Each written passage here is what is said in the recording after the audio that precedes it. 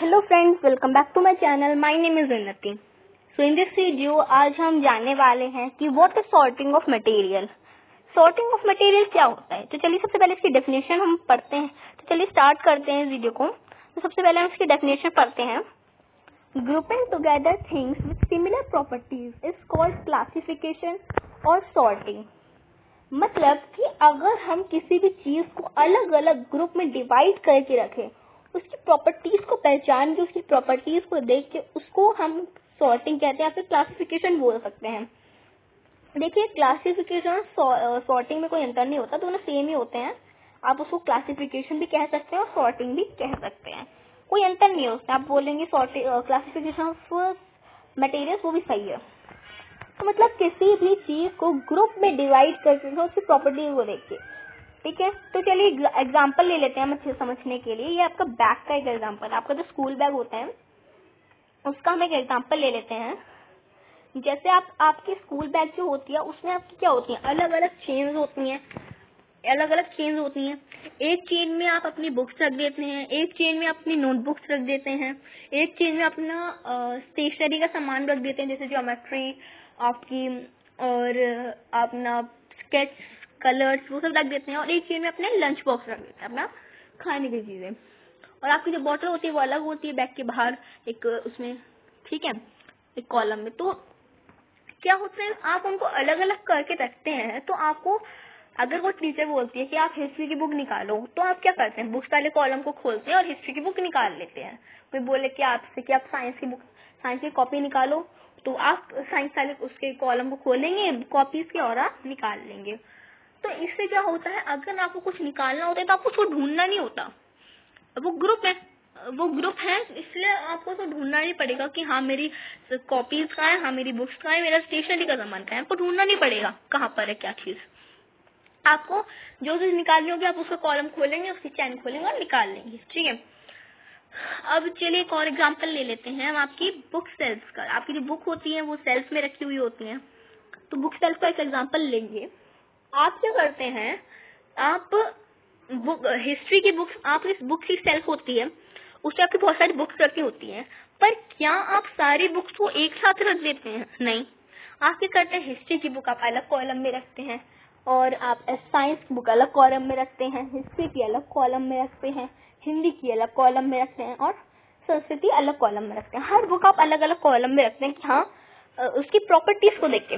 Properties देखिए क्या हो गई, हिस्ट्री की एक प्रॉपर्टी हो गई, साइंस की प्रॉपर्टी हो गई, और साइंस की प्रॉपर्टी हो गई, हिंदी की प्रॉपर्टी हो गई, संस्कृत की प्रॉपर्टी हो गई। इनका नाम है, वो अलग बुक्स हैं, तो आपने अलग अलग करके उनको रख दिया कि हाँ ये उसकी प्रॉपर्टी है, वो उसकी प्रॉपर्टी। तो आपने उसको अलग अलग करके रख दिया उसकी प्रॉपर्टी को चेक करके। तो जब आपने रख दिया तो क्या हुआ,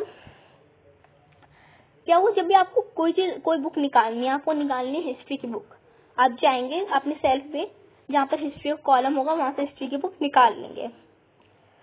अब अगर आपने सारी बुक एक साथ सोचिए, अगर आपने सारी बुक एक साथ ही करके रख दी वहां पर, तो उससे क्या होगा, अगर आपको कोई बुक निकालनी होगी तो उससे आपको ढूंढना पड़ेगा कि मेरी हिस्ट्री की बुक कहाँ है, मेरी साइंस की बुक कहाँ है।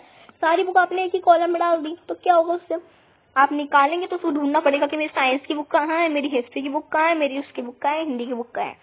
तो आपको ढूंढना पड़ेगा उसमें कि कहाँ, बहुत टाइम भी लग जाएगा उससे। तो फिर अगर आप अलग अलग करके रख देंगे तो आपको जो भी बुक चाहिए होगी वो आप निकाल लेंगे उसमें से।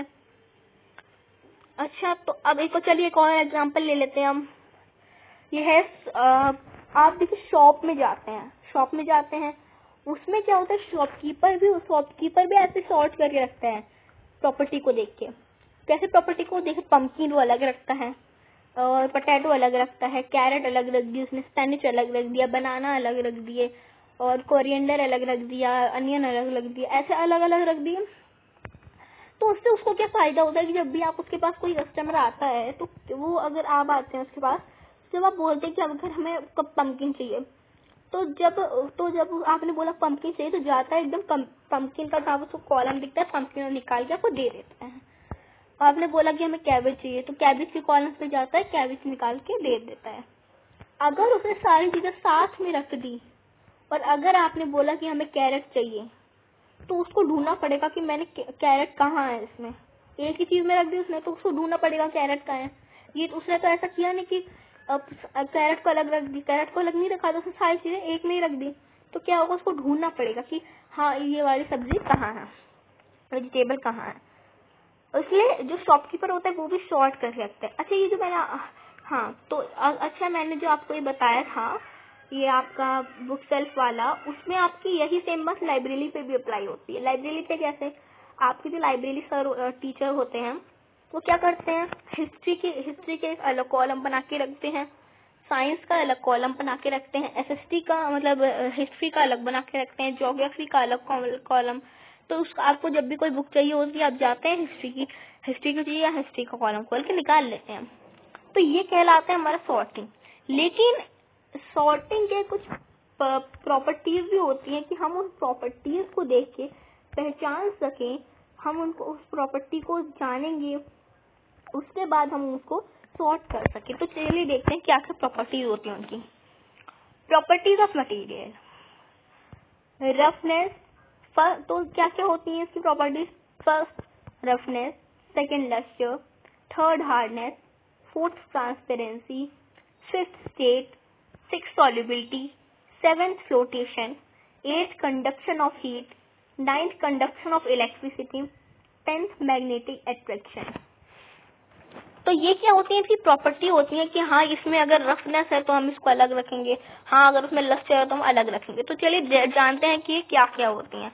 तो सबसे पहले हम जानेंगे रफनेस का। तो रफनेस का क्या होता है, रफनेस का सबसे पहले हम देखेंगे कि क्या होता है। सबसे पहले पढ़ते हैं, the appearance of the material can be rough और स्मूथ।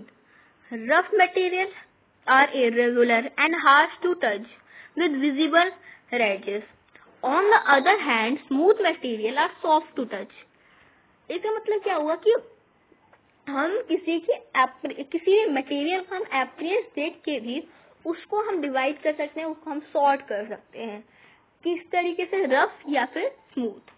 जो रफ मटेरियल होते हैं वो हमें ना थोड़े हार्ड लगते हैं, अगर हम उनको टच करते हैं तो हमें वो टच करने में अच्छे नहीं लगते, और जब हम उनको टच करते हैं तो हमें वो थोड़े हार्ड लगते हैं, हार्ड टाइप लगते हैं, कठोर से लगते हैं, अच्छा नहीं लगता उनको टच करने में। और जो हमारे स्मूथ मटेरियल होते हैं अगर हम उनको टच करेंगे तो हमें सॉफ्ट से लगता है, और हमें उनको अच्छा लगता है कि हाँ हम उनको टच करने के बहुत अच्छा लगता है सॉफ्ट सॉफ्ट में। चलिए इसका एक एग्जाम्पल ले लेते हैं। देखिए फ्लावर पेटल है, फ्लावर है ये आपका, आप अगर क्या करेंगे, आप इसको टच करेंगे तो आपको एक सॉफ्ट सा लगेगा, अच्छा लगेगा इसको टच करने में, कितना सॉफ्ट है, कितना अच्छा लगता है। तो ये आपको सॉफ्ट सा लगेगा। ये फ्लावर पेटल तो आपको पता है ये सॉफ्ट होते हैं, सॉफ्ट आप इसको टच करेंगे आपको बहुत अच्छा लगेगा, बहुत मतलब मन करे बार बार टच करो इसको, बहुत सॉफ्ट सा लगेगा। लेकिन अगर आप किसी ट्री की बात को टच करेंगे तो आपको एक बहुत गंदा लगेगा टच करने में, कितना अच्छा नहीं लगेगा टच करने में, हार्ड टाइप लगेगा, ये बिल्कुल हार्ड टाइप सा लगेगा ये कि कितना हार्ड है, ये हार्श है, बहुत ज्यादा अच्छा नहीं लग रहा टच करने में। तो देखिए ये रफनेस हो गई, मतलब ये जो फ्लावर है ये वो क्या हो गया, वो स्मूथ हो गया, स्मूथनेस है उसमें। और जो ये बार्क ऑफ ट्री है वो क्या है, उसमें हार्शनेस है, उसमें आपकी हो गए रफनेस है, उसमें अच्छा नहीं लग रहा वो टच करने में, है ना। तो चलिए आगे देखते हैं आपका लस्टर, ठीक है। सेकंड पॉइंट आता है आपका लस्टर। तो लस्टर जो होता है यहाँ पर हम पढ़ते हैं क्या लिखा है लस्टर में, यहाँ पर है कि on the basis of shine present in material items can be grouped as lustrous and non lustrous. Lustrous material reflect light and appear shiny, non lustrous material are dull in appearance.